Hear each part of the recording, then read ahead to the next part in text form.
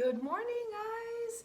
So one of the probably the most common struggles that I find with my clients is the lack of a morning routine. And usually when I mention that and encourage clients to incorporate a morning routine, I get a lot of pushback.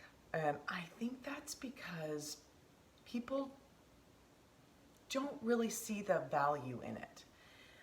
They see it as controlling or regimented, or there's negative connotation attached to it. But I really want you to stop and think of the successful people that you can think of just off the top of your head. Those people, right? I'm thinking like Bill Gates, Oprah Winfrey. Those are the two that came to mind immediately. I would bet my life on the fact that people who are successful in whatever area, right? Finances, Dave Ramsey is another one that I think of. You know, career, what have you. People, successful people, absolutely see the value and the benefit in having a morning routine. They see how that is a time saver, and they absolutely incorporate different tools in that morning routine that propel them to their success. And so really sit down and think about the fact, like, why most of the clients that I work with that struggle with their health and how to obtain weight loss and maintain a healthy body, in many cases, they have and live in a state of very frantic existence versus being very intentional with their time. Many clients struggle with time management, as I think most of us do, until we figure out how to incorporate certain boundaries and guidelines that really help to serve us. And I think it's really important to kind of sit down and look at what you are and how you're living, what you're incorporating or not incorporating into your life. Do you work off of a calendar? Break that down even further. Do you utilize a schedule? Are you intentional with your time? Do you constantly interrupt yourself? And I talked a little bit about this in my stories yesterday. Do you allow these different interruptions, Facebook, Instagram, emails, phone calls, what have you, all throughout your day and have it, knock you off track? It takes a good amount of time to get back on track and continue to be productive.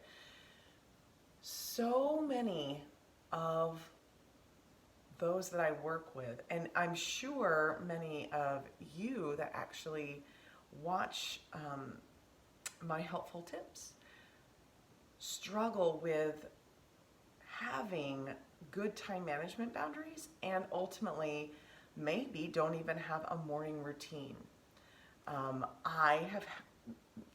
Having a morning routine not only helps your parasympathetic nervous system kind of kick into gear because there's safety in that, but it also allows you to be really productive, and you know what you're working with, right?